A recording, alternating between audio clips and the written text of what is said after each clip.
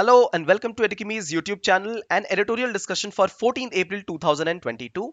My name is Harsh Singh and in this video we shall discuss an editorial from the LiveMint which is titled An Invisible Groundwater Crisis Needs Greater Visibility. If you like this initiative, share some love through likes, comments and subscription to Edukemy's YouTube channel. Let's get started. The editorial starts by saying that the whole world is facing a groundwater crisis where one fourth of the whole world will be on the verge of running out of water altogether. In fact, mostly in densely populated areas will this crisis be mostly seen. The state of India will be such that by 2025, many areas in the northwestern India and southern India will have critically low levels of groundwater. Because India is largely dependent on groundwater for agriculture and human consumption, therefore, wherever there will be a groundwater crisis, wherever there will be critically low groundwater, that is the place where which will see crop harvest decline. There will be decline in production of crop overall 20% and as much as 70% in those areas with critically low groundwater availability. This is the kind of crisis that we are looking at facing by the year 2025. In fact, CAG report states a very similar fact. The Niti Aayog has also said that this is the worst water crisis in the history of the country. We are over dependent on the groundwater resources and there is very less recharge of groundwater resources happening. This is where I'd like to bring attention to some groundwater resources available in the world. It is said that 70% of the world scene seems to constitute of water. But actually, this is a little misleading fact. Yes, it is seen from the space that 70% of the earth is blue because of availability of water. However, the water is only at the superficial levels. That means in the interior of the earth, there is solid mass content which is not water. And therefore, the mass of water is hardly 0.02% of Earth's mass. This is one. The second important thing is that the availability of drinking, potable or fresh water is scarce. Most of the water that we have is in the oceans and that is all saline. And the rest 3% of the water that we have, approximately 3%, let me show you in the next image, that is locked up in either glaciers, which is approximately 2%, or almost 1%, 0.99%, which is locked up in the groundwater resources. Rest 0.01% is the one which is what we see around ourselves. For example, the lakes, the water bodies, all these things contain less than 0.01% of Earth's water which is consumable. So what we start consuming is not the ice caps because they melt at their own speed and they become ocean water again. We start consuming groundwater. So looking into this image, all of them illustrated of the same thing, just the simplicity is important. 2% of glacial water which is fresh water and 1% of fresh water which is almost locked in groundwater resources. This is what we have started to consume. India's population, more than 80%, is dependent on groundwater for agriculture and for human consumption as well. And the latter dependence, which is on lakes and rivers, this is less, and most of them are polluted and they are diminishing as well. Because of help of technology, we have submersible, we have pumps, and they are the ones which are providing a lot of water to us, but alas, recharge is not happening. I'd like to bring attention to UPSC Prelim 2021 question. Easy 2 marks. In case you knew these facts, I would like you to attempt this question on availability of freshwater resources in the planet. Which are the places which contain more water? So in the comment section, if you have watched this video, just type down what is the right answer reading this question. Moving ahead. See, the problem in a country like India is that most of the Indian population is dependent on groundwater, especially for agricultural needs. But the reality throughout the whole world is that agriculture usage for fresh water is getting reduced. Whereas developing and underdeveloped countries use 80% of the fresh water for agriculture and rest 10% for industrial and domestic consumption. This is a very different scenario in the developed countries. In developed countries, most of the fresh water is used for industrial usage, around 60%, and only 30% for agriculture and rest for domestic. This is a different situation in developing countries. So very simply, we understand that we need technologies which can make water use efficiency in agriculture. We need climate smart agriculture. We need to save more water in agriculture and thrust more water in industrial uses. This is the future of India.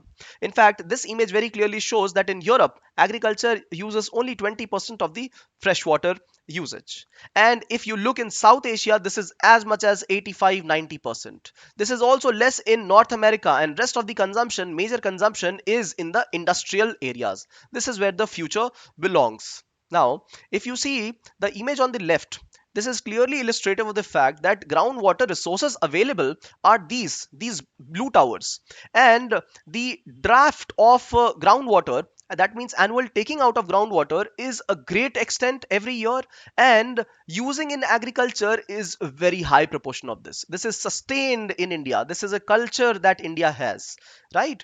So 90% of annual groundwater extraction is used for agriculture in India, and remaining 10% for other activities like industrial and home purposes. The worst part is that there is something called a stage of extraction. We have studied this in the feature news if you have watched it on CAG report on groundwater. Stage of extraction means what is the percentage of groundwater utilization as compared to the groundwater recharge. That means if the groundwater is getting replenished because of rainfall or not, that is more important. If it is not getting replenished, this percentage of groundwater utilization will increase, and this will be leading to critical groundwater availability.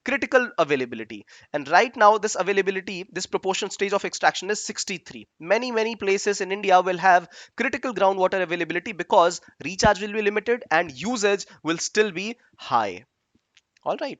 Now, getting back, uh, what is required in agriculture is agricultural use efficiency in water, more productivity, and using of climate smart agriculture, not utilizing paddy like crops in places where groundwater has to be extracted to cultivate these crops, simply indicating Punjab, Haryana, Western UP, and places of green revolution too. Irrigation has to be assured, drainage has to be assured so that groundwater recharge happens properly, and artificial means of recharge also must be applied.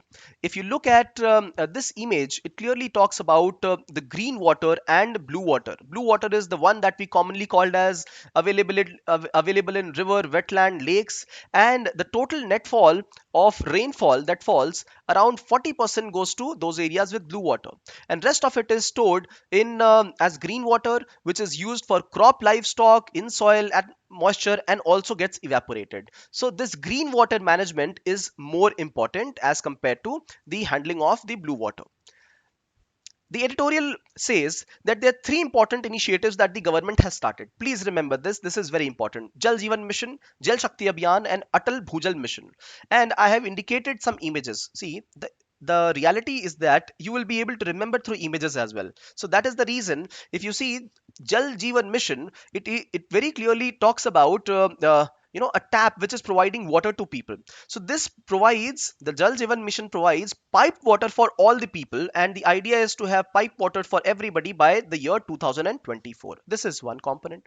The second component is Jal Shakti Abhiyan, which has got 5 different parts. The idea is to catch the rain where it falls. See, government images itself taken from the website directly. So National Water Mission states that they will have rainwater harvesting, renovation of traditional water bodies and tanks, example in South India, recharge and reuse of bore wells, watershed development and intensive afforestation, which will eventually lead to more water availability in river basin, catchment areas, lakes, ponds, more watershed, and then maintaining hydrology and therefore increasing the groundwater availability. So this is a systemic change that we are speaking of. This is availability of groundwater to every individual, right? Availability of drinking water to every individual. And the third scheme is Atal Bhujal Yojana. Now this is where the government focuses on demand side intervention. That means people should not demand inefficient water usage or consumption. Sustainable groundwater management. So these are the three important schemes. Please remember this. I have explained this more than what is in the editorial. Editorial has just mentioned the names. Now, there are some issues. The issues deal with funding. Government is not able to fund everything. We need private participation, PPP modes. There is contamination of water, not only through surfacial contamination, but also deep water contamination where arsenic, sulfur, and other elements like uranium have been found in water, right? Groundwater. The next issue is that of last mile linkage. We have provided tap water to places, but then last mile linkage is still not available at many areas. There are some ways in which this can be assured. One is having water ATMs. This will ensure that sustainable use of water, and in fact everybody is able to utilize water. And the second way is giving more awareness about utility of water. Water which is going to provide sanitation and hygiene facilities to people. This is the end use of water availability to all persons, right? Now, the question for today is, mention 5 ways to conserve groundwater, 4 challenges associated with it, and 3 government schemes in the same field of work. All you got to do is exercise a little of your thumbs on your mobile screens and a little of your mind, and you will be able to achieve this answer. Now type this in the comment section, and in case you have questions, doubts, get back to us on the comment section, and we will ensure to resolve your questions and doubts. If you like this initiative, share some love through likes, comments, and shares. Subscribe to Edukemy's YouTube channel to receive updates on such interesting videos. Thank you for watching.